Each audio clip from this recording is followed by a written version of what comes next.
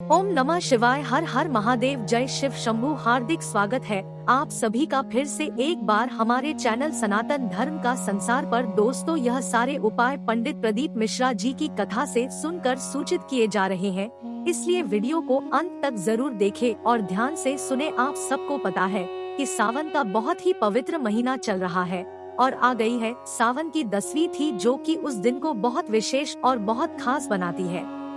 काफी ज्यादा लोग परेशान होते हैं भैया, जो हमारे हस्बैंड हैं या तो जो हमारे बच्चे हैं, कंट्रोल में नहीं रहते हैं, यानी कि बात ही नहीं सुनते। जो उनकी इच्छा करती है वो करते हैं। जब मनवा गुस्सा हो गए, जब मन हुआ तब खुश हो गए। ऐसी एक सिचुएशन आपके साथ चलती है ना, तो ये वीडियो आपके लिए है। पूज्य गुरु जी की कथा से सुन के बहुत अच्छे से बस ये 31 वाला उपाय करके देखिएगा। सावन की 10वीं तिथि, सावन के महीने में 10वीं तिथि को करने वाले 4 बहुत ही प्यारे से उपाय की बात इस वीडियो में हम लोग करेंगे, ठीक है?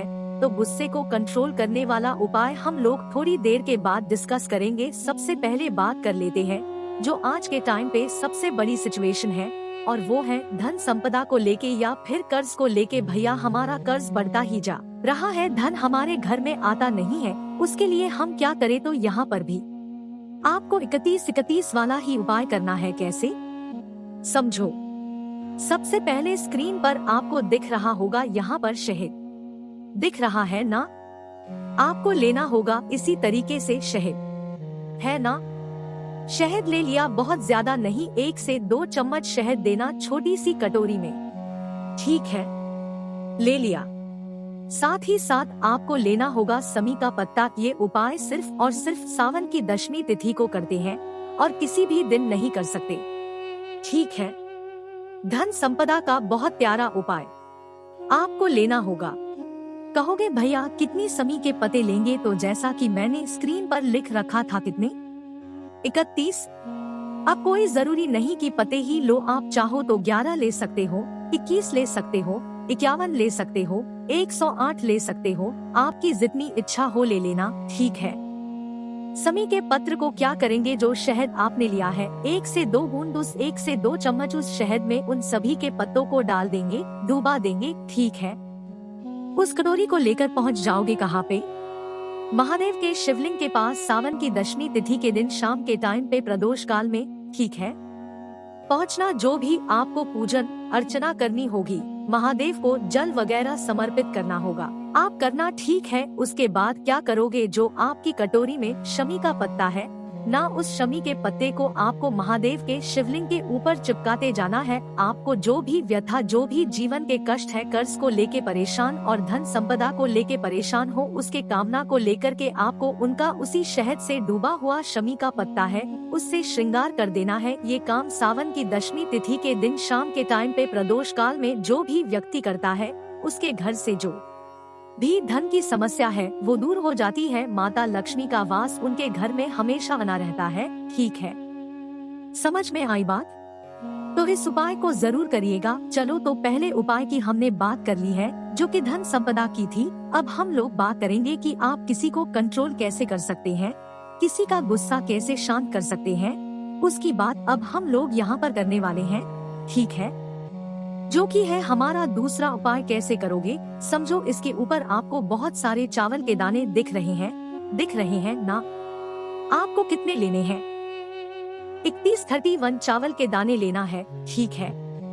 ले लिया। अब इस 1 मिनट 31 जो चावल के दाने लोगे ना, ऐसा नहीं कि कैसे भी करके उठा लिया, नहीं। जो 31 चावल के दाने होंगे वो कहीं से टूटे हुए ना हो, बिल्कुल खड़े खड़े चावल के दाने, ठीक है? ले लिया। अब उसके बाद हमें लेना होगा बेलपत्र। बेलपत्र कितनी लेंगे? तो जैसा कि स्क्रीन पे लिखा था 31, तो आपको 31 ही कितने लेने हैं? बेलपत्र को भी 31 ही लेना होगा, ठीक है? ले लिया। इन दोनों चीजों को लेकर पहुंच जाओगे महादेव के शिवलिंग के पास। सुबह जाना चाहो सुबह जाओ, शाम को जाना चाहो, लेकिन 10वीं तिथि के दिन ही जाना है, ठीक है? फेस रखना उत्तर दिशा, यानी कि नॉर्थ डायरेक्शन। जल वगैरह सबसे पहले समर्पित कर लेना, कोई इशू नहीं है।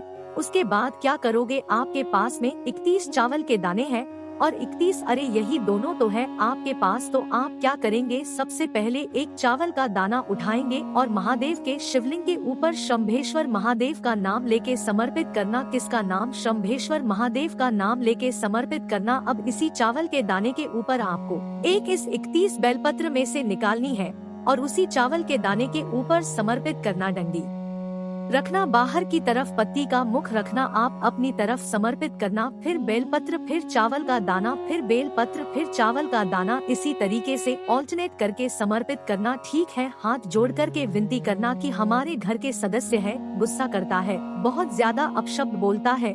जो भी आपको प्रार्थना करनी हो, जो भी आप महादेव से कहना हो, आप कह देना। बस नाम याद रखना महादेव का, शंभेश्वर महादेव के नाम से इस पूरे उपाय को करना होगा। ठीक है समझ में ये बात मेरी? तो इस उपाय को तो जरूर करना। आगे बढ़ते हैं अब इस वीडियो में हम लोग अपने तीसरे उपाय की तरफ। और ये जो तीसरा उपाय है वो है बीमारी का, बहुत ही सुंदर सा। लेकिन कैसे करना है उससे पहले छोटा सा काम, और वो है वीडियो को करिए लाइक। जितने भी भाई बहन मेरी आवाज पहली बार सुन रहे हैं तो चैनल को सब्सक्राइब जरूर करिएगा। ठीक है, चलो अब हम लोग बात करते हैं इस बीमारी वाले उपाय की। कोई भी ऐसा इंसान आपके घर का है ना जो बहुत ज्यादा बीमार है, तो मतलब कि उसकी बीमारी ठीक होने का नाम ही नहीं ले रही है, तो इस काम को करेंगे। एक तांबे का लोटा लेना, तांबे के लोटे में क्या करोगे? जल भर लेना। कहाँ से? अपने घर से। ठीक है, जल को भर लिया, साथ ही साथ लेना होगा आपको बेलपत्र। क्योंकि भैया बेलपत्र कितनी लेंगे? तो 3 बेलपत्र गिन करके लेनी है,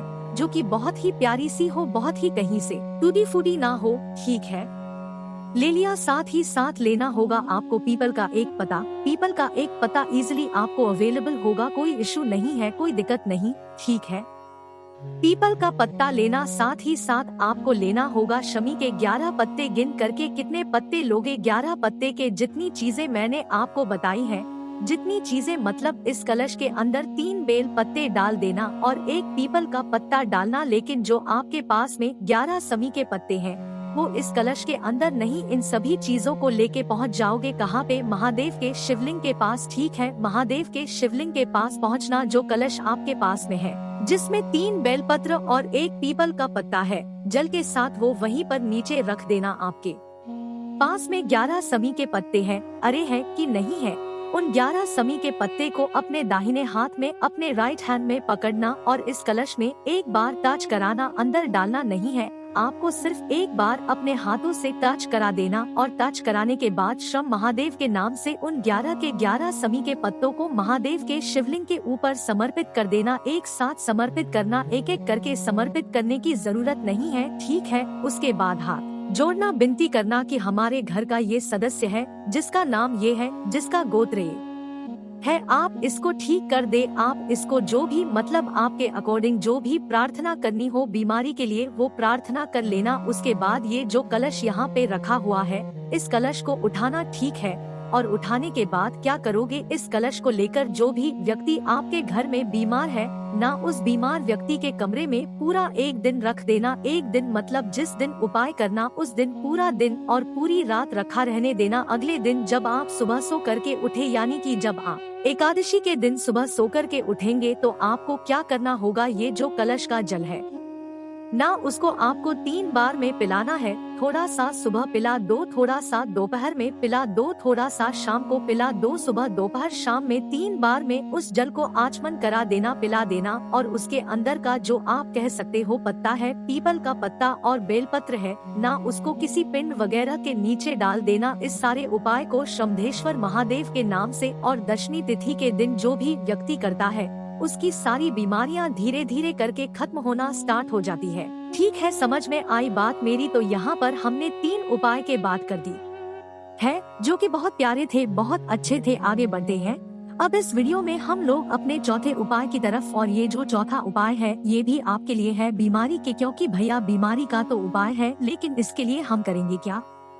तो देखो, आप सबको पता है कि दशमी तिथि जो इस साल सावन महीने की पड़ रही है वो है शुक्रवार के दिन। तो आपको क्या करना है? जो भी व्यक्ति आपके घर में बीमार है, उस बीमार व्यक्ति का नाम लेकर के उसका गोत्र बोल करके चले जाओगे। कहाँ पे? शमी पेड़ के नीचे। ठीक है, सुबह करना चाहो सुबह करो, शाम को करना चाहो शाम को करो, ये आपके ऊपर डिपेंड करता है। लेकिन शुक्रवार के दिन शमी पेड़ के नीचे जाकर के बैठना और कम से कम 3 माला आपको जप करना होगा। मृत्युंजय मंत्र क्या बोलोगे?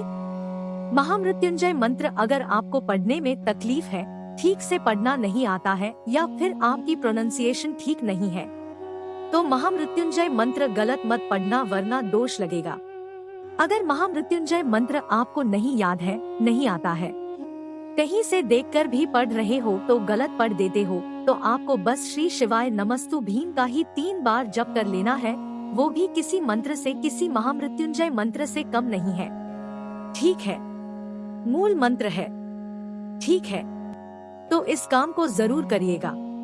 तो ये भी बीमारी को खत्म का बहुत ही प्यारा सा, बहुत ही सुंदर सा उपाय। ठीक है, समझ में आई बात मेरी? तो इस पूरी वीडियो में हम लोगों ने 4 उपाय की बात की है। उम्मीद करता हूँ सारी चीजें आपको समझ में जरूर आई होगी। कुछ पूछना हो, नहीं समझ में आया, नीचे कमेंट पूछिएगा, मैं पूरी कोशिश करूँगा रिप्लाई करने की। जितने भी भाई बहन मेरी आवाज पहली बार सुन रहे हैं, चैनल को सब्सक्राइब करिएगा और हाँ, वीडियो को लाइक जरूर किया करिए। ओम नमः शिवाय, हर हर महादेव, जय शिव शंभू।